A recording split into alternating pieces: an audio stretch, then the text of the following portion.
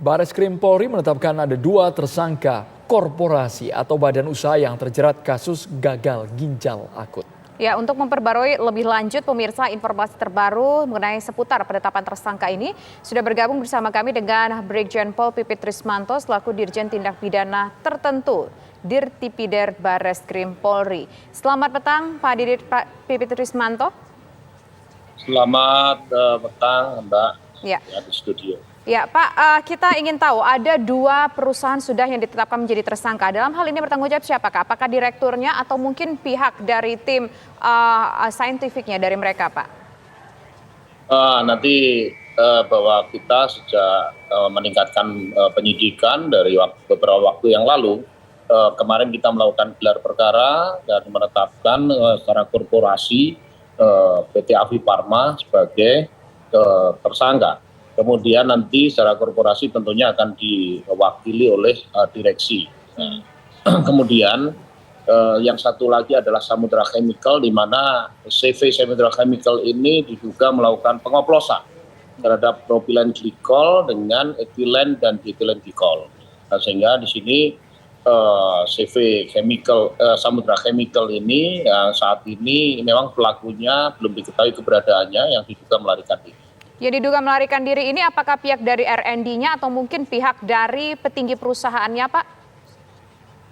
Iya, nanti peran-peran itu akan kita dalami. Yang jelas saat ini secara korporasi sudah jelas pasti adalah para direksinya. Salah satu mungkin direktur utamanya ya. Ini nanti kita akan dalami. Yang jelas secara korporasi dulu kita akan lakukan, kita sudah tetapkan sebagai tersangkanya. Sudah berapa lama Pak Pipit mereka beroperasi? Karena Bapak tadi sempat menyebutkan salah satu perusahaan ini melakukan pengoplosan terhadap obat sirup ini. Betul.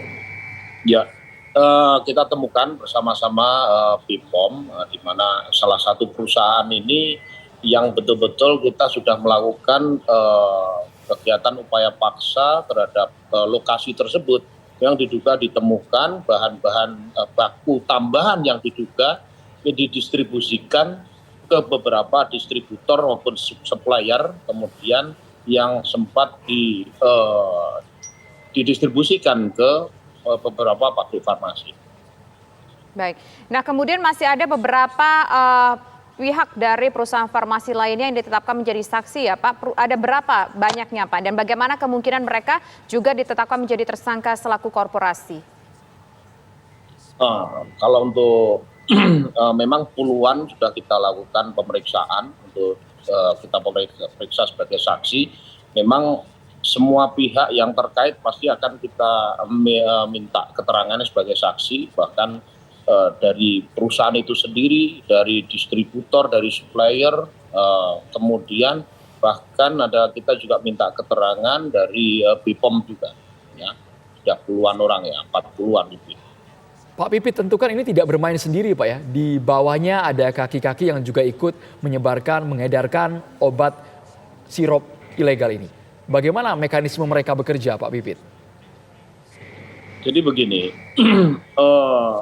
kami kan dalam investigasi, kita memulai dari pasien. Jadi ada pasien yang meninggal, ada pasien yang sedang dirawat, dan ada pasien yang sembuh. Maka dari itu investigasi kita memulai, khusus kepolisian ini memulai dari pasien. Apa yang dikonsumsi mereka? Apakah dari obat-obatan atau makanan? Nah, kita temukan obat dari beberapa pasien, yang kita temukan obat dengan produk yang sama. Nah, kemudian kita lakukan investigasi juga kepada produsen yang memproduksi obat tersebut. Nah, dari situ kita lakukan uji lab. Setelah diuji lab ternyata memang ada kandungan etilen glikol maupun dietilen glikol yang melebihi ambang batas, sehingga kita juga melakukan investigasi bahan baku apa saja yang digunakan, apakah bahan aktif atau bahan tambahan yang seperti apa. Dari situ kita langsung menelusuri siapa yang mendistribusikan, siapa yang mensuplai dari bahan baku tersebut. Inilah yang kita lakukan pendalaman sehingga memang kita temukan adanya upaya-upaya untuk meningkatkan nilai ekonominya, yaitu dengan melakukan pengoplosan. Ya, propilen glikol dioplos, ditambahkan dengan dicampur dengan etilen glikol atau distributor. Pak, artinya kedua-dua perusahaan farmasi ini melakukan pengoplosan ya Pak, maka ditetapkan menjadi tersangka. Bagaimana dengan pihak yang melakukan distribusi barang yang dilarang tersebut Pak? Kita sedang dalami unsur kesengajaan, kelalaian, apakah di situ ada turut membantu, ya, turut melakukan, apakah hal-hal lain yang ada korelasinya, ini nanti kita akan dalami untuk distributornya. Yang jelas adalah kita harus semua lakukan pemeriksaan secara mendalam. Kita akan lakukan investigasi secara objektif dan transparan, dan setiap perkembangan kita akan selalu menginformasikan ke semua pihak. Baik, terima kasih banyak Pak Pipit sudah bergabung di Kabar Petang. Kami berharap ada tindak lanjut. Kita berharap semuanya bisa dituntaskan sampai ke akar-akarnya Pak, karena ini jelas sangat berbahaya bagi masyarakat, khususnya anak-anak yang mengkonsumsi obat-obat sirop Betul. ini ya. Baik, selamat petang Pak Pipit, terima kasih.